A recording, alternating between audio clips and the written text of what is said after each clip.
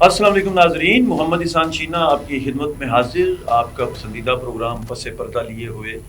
اور آج کے پروگرام کے لیے ہم نے دعوت دی گجرات اسمال چیمبر کے صدر چودھری محمد فراز صاحب کو، جو کہ اس وقت ہمارے ساتھ اسٹوڈیوز میں بیٹھے ہیں۔ تو میرا خیال ہے ناظرین ہم بلا تمہید ان سے گفتگو شروع کریں۔ جو اس سے پہلے تو بہت شکریہ، آپ ہمارے مہمان بنے، اور ساتھ ہی میں ایک سوال بھی کر دوں تاکہ گفتگو جو ہے وہ تسلسل سے ہم شروع کر سکیں۔ مجھے یہ کہیے گا کہ Gujarat chamber of commerce, Lahore chamber of commerce, Rawal Pindi chamber of commerce, جب یہ چیمبر موجود تھے تو اس کی موجودگی میں اسمال ٹریڈ اسمال انڈسٹریز کا چیمبر آ گیا، تو اس کی کیا وجہ بنی؟ تھوڑا سا اس حوالے سے بتائیے گا، پھر دیگر گپ شپ بھی کریں۔ بسم اللہ الرحمن الرحیم۔ شینا صاحب، سب سے پہلے تو میں آپ کے چینل کا اور آپ کا شکر گزار ہوں کہ آپ نے مجھے موقع دیا، اور میں آپ لوگوں کو مبارکباد دیتا ہوں کہ آپ نے بڑے تھوڑے سے ٹائم میں اس چینل کو جو ہے وہ اچھے طریقے سے مینج کیا، اور آپ نے یہ لوگوں کے اندر ایک پسندیدہ چینل بنتا جا رہا ہے ماشاءاللہ۔ اس کے لیے میں آپ کی انتظامیہ کا جو ہے انہیں خراج تحسین پیش کرتا ہوں کہ بہت اچھا کام کر رہا ہے۔ بہت محبت۔ جہاں تک بات ہے اسمال چیمبر کی، ملک میں اس وقت تقریباً 25 کے قریب اسمال چیمبر جو ہے زبردست آ چکے ہیں۔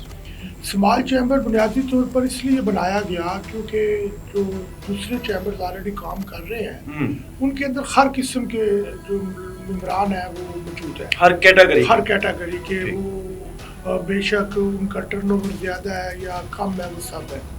جب ایک ہجوم ہوتا ہے تو اس کے اندر چھوٹے، کیونکہ کاروبار کی ترقی کسی ملک کی ترقی ہوتی ہے، اس لیے گورنمنٹ نے یہ کیا کہ انہوں نے ایک ایکٹ کے ذریعے اسی کے اندر مینجمنٹ کرتے ہوئے کہا کہ آپ چھوٹے کاروبار لوگوں کی سہولت کے لیے ایک علیحدہ چیمبر بنا لیں۔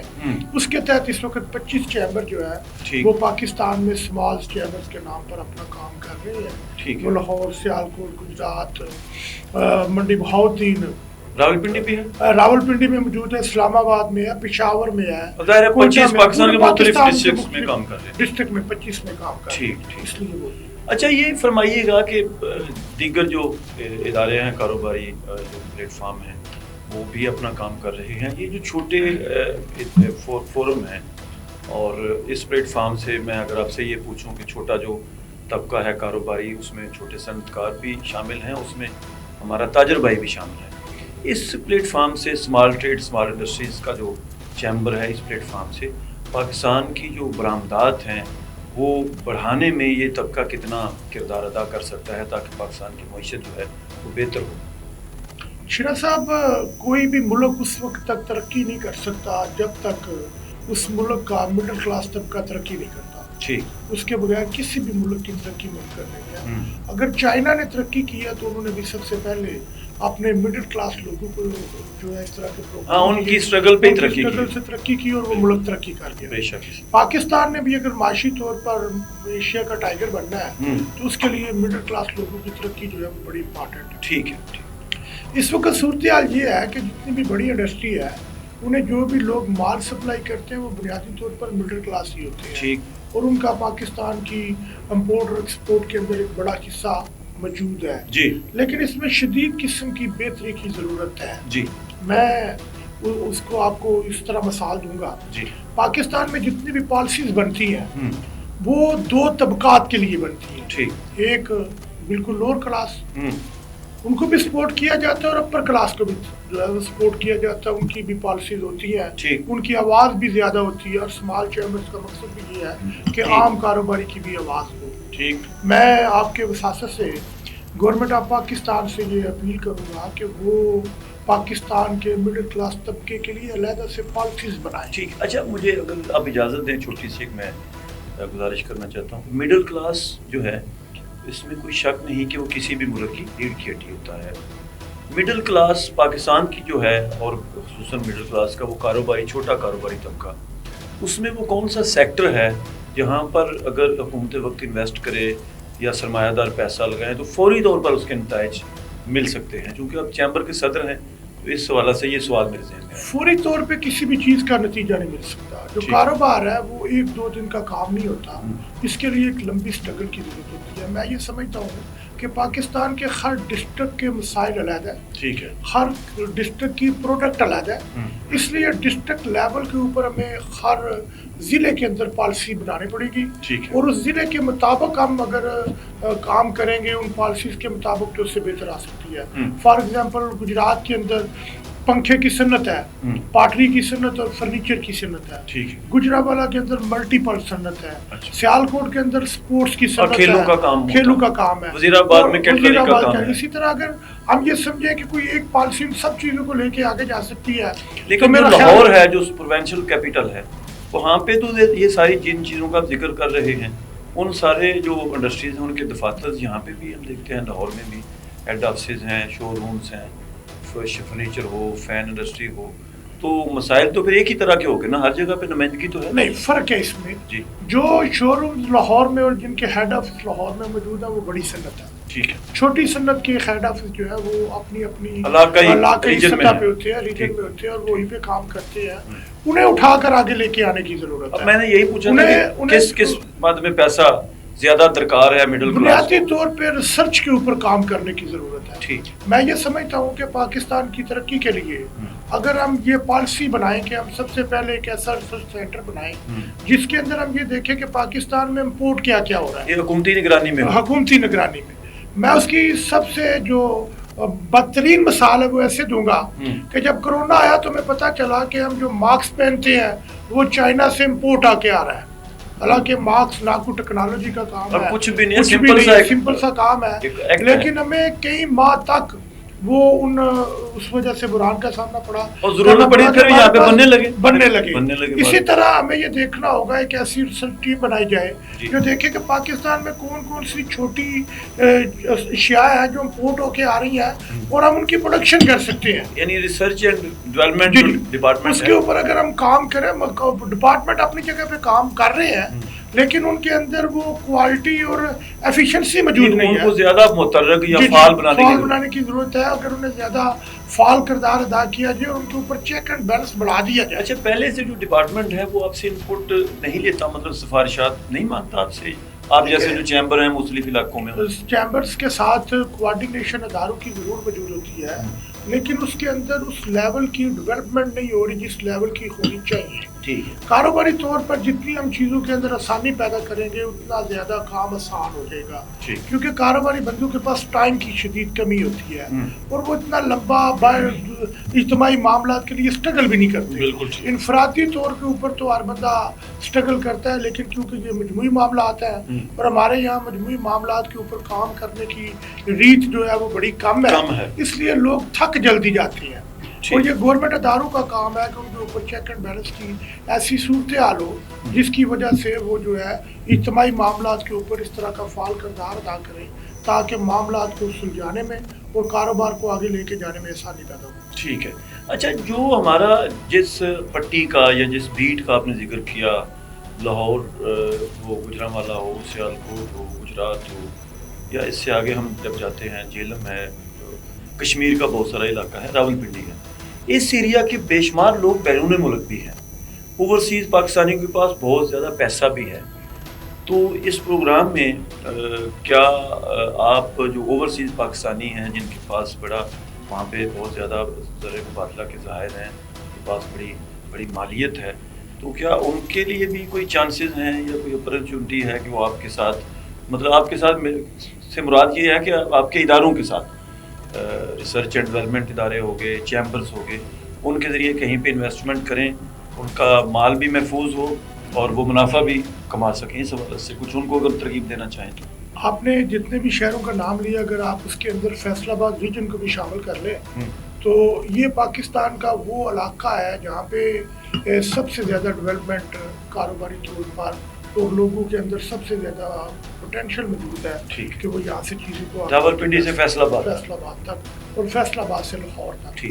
یہ علاقہ بنیادی طور پہ پاکستان کا سب سے متحرک علاقہ ہے جہاں سے چیزوں کو آگے لے کے جایا جا سکتا ہے. پاکستان کی بدقسمتی یہ ہے کہ یہاں پر ایک ایسا ماحول پیدا کر دیا گیا ہے کہ یہاں کے نوجوان ملک کو چھوڑ کے باہر بھاگ جانا چاہتے ہیں. سب سے پہلے میں یہ سمجھتا ہوں کہ جس طرح جنرل عاصم منیر صاحب کام کر رہے ہیں اور ان کی بڑی کاوش ہے کہ وہ یہ کوشش کر رہے ہیں کہ پاکستان کے مختلف علاقوں کے اندر جو ہے وہ انویسٹمنٹ آئے اور اس کے اوپر کسی حد تک ہمیں کامیابی بھی ہو رہی ہے.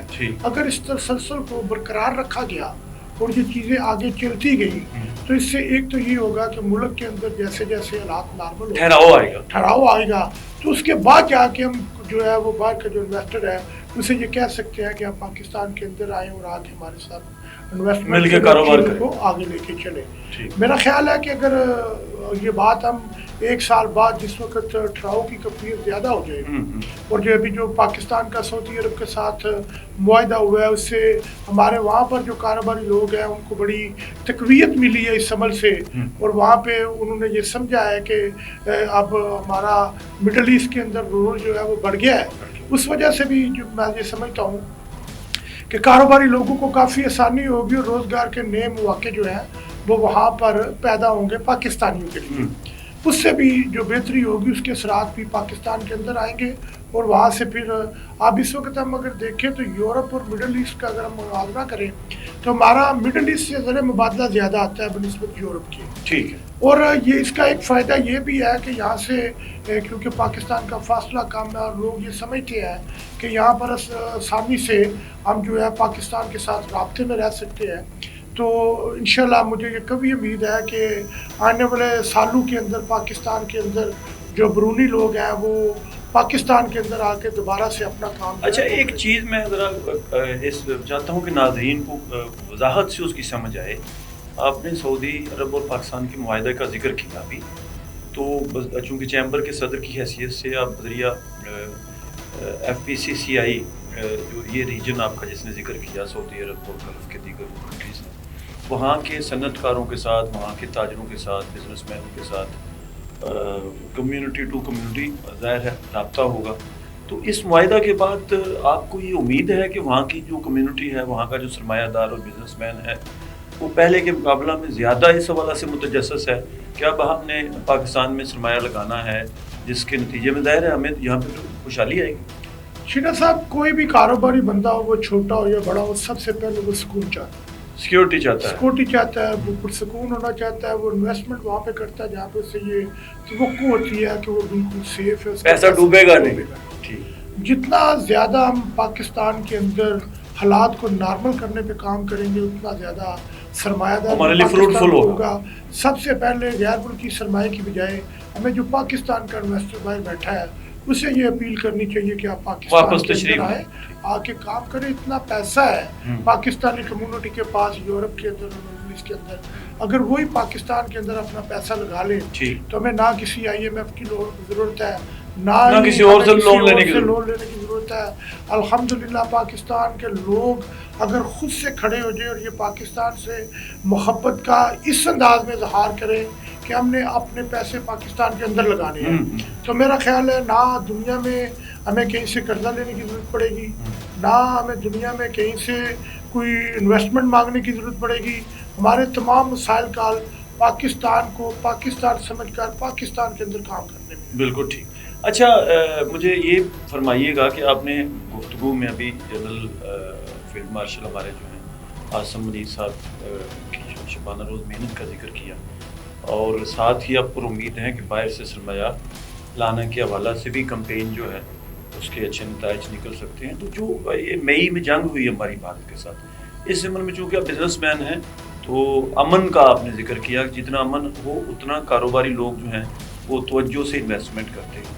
اس جنگ کے بعد جو نتائج پاکستان کے حق میں نکلے اس سے بھی آپ سمجھتے ہیں کہ پاکستان کی جو فیس سیونگ ہے پہلے کے مقابلہ میں بہتر ہوئی اور گلف کے ساتھ ساتھ جو دیگر ممالک ہیں وہاں کے لوگ بھی اب پہلے کے مقابلہ میں پاکستان کو زیادہ اچھی ریٹنگ دینے لگے ہیں.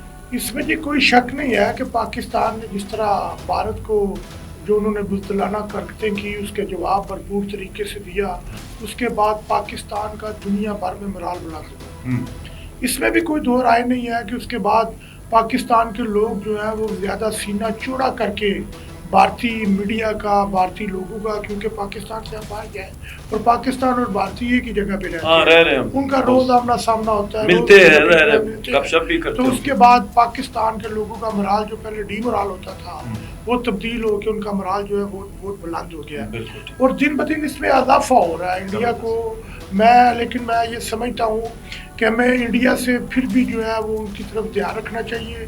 وہ ایک بزدل دشمن ہے اور کسی وقت بھی اس سے کسی بھی بات کی توقع کی جا سکتی ہے. وہ جو اس وقت اس کے امریکہ کے ساتھ تعلقات خراب ہیں وہ انہیں ٹھیک کرنے کی نہ صرف کوشش کرے گا بلکہ یہ بھی کوشش کرے گا کہ کسی طریقے سے وہ دوبارہ اس پوزیشن میں جائے جس پوزیشن میں وہ پہلے تھا. اور جنرل عاصم منیر صاحب نے جس طرح سفارتی محاذ بھی سنبھالا اور جس طرح آج کل صدر ٹرمپ ان کی تعریف کر رہے ہیں تو ہمیں یہ دیکھنا ہوگا. یہ مودی کے لیے تو بڑی پریشانی ہے بڑی پریشانی ہمارے فیلڈ مارشل کا نام لیتے ہیں. تو اس لیے میں یہ سمجھتا ہوں کہ ہمیں نہ صرف اسے انجوائے کرنا چاہیے بلکہ اسے انجوائے کرنے کے ساتھ ساتھ ہمیں انڈیا پر پہلے سے زیادہ نظر رکھنا چاہیے. چلیں اچھا یہ تو ایک بات ہوئی اور میں چاہتا ہوں کہ جو آپ جس طبقہ کی نمائندگی کرتے ہیں چھوٹا صنعت کار چھوٹا تاجر ان کے مسائل کے حوالے سے بھی کچھ بات کریں. ان کا چونکہ پاکستان میں جنگ کے بعد پھر ہم نے دیکھا کہ سیلاب آ گیا 1.5 مہینے پہلے اور ہمارا صوبہ جو پنجاب ہے وہ پوری طرح متاثر ہوا اور جس ریجن میں زیادہ کاروبار ہوتا ہے فیصل آباد ہے لاہور ہے گجرانوالہ ڈویژن ہے گجرات کا علاقہ ہے اسی طرح راولپنڈی تک ہم جائیں تو بہت زیادہ نقصان ہوا کاروباری طبقہ کا بھی. دوسرے جو پنجاب کے علاقے ہیں وہاں پہ بھی بڑا نقصان ہوا. تو اس صورتحال میں جو چھوٹا تاجر ہے اسے حکومت وقت کی کتنی توجہ کی ضرورت ہے تاکہ وہ دوبارہ سے جہاں پہ وہ لڑکھڑا گیا ہے اسے فیور ملے اور دوبارہ سے وہ اپنا کاروبار جو ہے وہ اس کو اسی توجہ سے کھڑا کر سکے جس طرح وہ اس فلڈ سے سیلاب سے پہلے اپنا کام کر رہا تھا. اس حوالے سے میں تاجروں کی مشکلات بتانے سے پہلے میں یہ سمجھتا ہوں کہ پاکستان کے اندر اور بالخصوص پنجاب کے اندر لوگ یہ سمجھتے ہیں کہ ہمیں سیاسی قیادت سے سیاسی پارٹیوں سے بالا تر ہو کر اس کا مستقل حل نکالنا چاہیے. وہ نہری نظام کی شکل میں ہو وہ کسی نئے ڈیم کی شکل میں ہو یا بے شمار ڈیم کی شکل میں ہو. ہمیں جب تک اس کا حل نہیں نکالیں گے یہ سیلاب ہر سال آئے گا. یہ خطرہ منڈلاتا نہیں یہ خطرہ آ چکا ہے اور یہ خطرہ نہیں جائے گا ختم نہیں ہوگا. اگلے سال کہتے ہیں اس سے 20% بارشیں جو ہے وہ زیادہ ہوں گی. اگر جب بارشیں زیادہ ہوں گی تو اس کے لیے تیاری بھی زیادہ کرنی ہوگی. بالکل عارضی سہارے سے ہم ایک دفعہ مشکلات سے نکل سکتے ہیں بار بار نہیں. اور میں سمجھتا ہوں کہ اس کے اوپر ایک پبلک ڈبیٹ ہونی چاہیے اور پاکستان کے اندر اگلے مونسون سے پہلے ہمیں اس نتیجے پر پہنچنا چاہیے کہ سیلاب کو اپنے اندر جذب کرنے کے لیے ہمیں کرنا کیا پڑے گا. کون سے روٹس ہیں جن پہ ہم کام کر سکتے ہیں. جہاں تک اس بات کا تعلق ہے کہ چھوٹے تاجر اور صنعت کار کی مشکلات کیسے کم ہوں گی اس میں کوئی دو رائے نہیں ہے. مالی مشکلات پہلے بھی بہت زیادہ تھی اور اب سیلاب نے انہیں بالکل اس کے اندر جو ہے وہ زیادہ اضافہ کر دیا ہے. میں یہ سمجھتا ہوں کہ جس طرح کرونا کے اندر بھی بجلی کے بل جو ہے وہ بلا تفریق جو ہے وہ ختم کر دیے گئے تھے صنعت کاروں کے اور تاجروں کے. اس وقت بھی کم از کم کیونکہ اس کا ڈیٹا آلریڈی حکومت کے پاس موجود ہوتا ہے اگر بجلی کے بل جو ہے وہ بھی 2 ماہ کے معاف کر کے اگر یہاں سے وصول کر لیے گئے ہیں انہیں آگے ایڈجسٹ کر دیا جائے تو اس سے بھی کافی حد تک سہولت ہو جائے گی. مثبت جو ہے کام ہوگا اور سہولت ہوگی اور جو 2 ماہ لوگوں کے ضائع ہو گئے ہیں ان کا لاس اس سے کچھ کم ہوگا. اور بالخصوص گجرات میں جس طرح سیلاب آیا اور پہلی دفعہ گجرات کے اندر جو ہے وہ سیلابی پانی آ گیا گجرات کے صنعت کاروں کا اور تاجروں کا بے تحاشا نقصان ہوا. عام آدمی کا شہری کا بھی بڑا نقصان ہوا. اور جب مریم نواز صاحبہ نے وہاں پر ایک بڑے پیکج کا اعلان کیا ہے تو میں آپ کے تواسط سے ان کا شکر گزار بھی ہوں کہ انہوں نے وہاں پر جو نہ صرف وہ آئیں اس کے بعد انہوں نے ایک بڑے پیکج کا اعلان کیا. میں یہ توقع کرتا ہوں کہ اگلے مونسون سے پہلے وہ جو فنڈز ہیں وہ ریلیز ہوں گے ان کے اندر کام ہوگا اور آئندہ ہم اس سیلاب کا سامنا نہیں کریں گے جو استعفا کر سکے. اگر اس کے اندر وہ تھوڑا سا اس پیکج کے اندر ہی صنعت کاروں کو اور تاجروں کو تھوڑا سا ایڈجسٹ کر کے تھوڑا سا فنڈ اس کے لیے بھی ریلیز کر دے تو میں سمجھتا ہوں اس سے کافی حد تک گجرات کے چھوٹے تاجروں کی جو مشکلات ہیں ان کے اندر کمی آئے گی. چلیں چودھری صاحب بہت شکریہ آپ تشریف لائے ہمارے لیے آپ نے وقت نکالا اور ہمارے سوالوں کے جواب دیے. ناظرین یہ تھے چودھری محمد فراز صدر Gujrat small chamber small trade. ان کی گفتگو آپ نے سنی اور ہماری یہ کوشش ہوتی ہے کہ ہم جو مختلف طبقات ہیں ان کے جو نمائندے ہیں ان کو دعوت دیں اور ان کے مسائل جو ہیں ان کے طبقے کے مسائل وہ آپ کے سامنے رکھیں اور اسی طرح یہ جو مسائل ہیں بلیا ٹی وی چینل یہ حکمرانوں تک بھی جائیں تاکہ ان کا وہ مسائل کا حل تلاش ہو. تو اس والا سے آپ کی جو رہنمائی ہے ٹی وی دیکھنے والوں کی وہ ہمیشہ ہمارے ساتھ رہتی ہے. میں امید کرتا ہوں کہ ہمارے ماضی کے پروگراموں کی طرح آپ کو یہ پروگرام بھی اچھا لگے گا. مجھے میرے آج کے مہمان چودھری محمد فراز صدر سمال چیمبر سمال ٹریڈ کے ساتھ اجازت دیجیے. ناظرین اپنا بہت سا خیال رکھیے گا. اللہ آپ کا حامی ناصر ہو.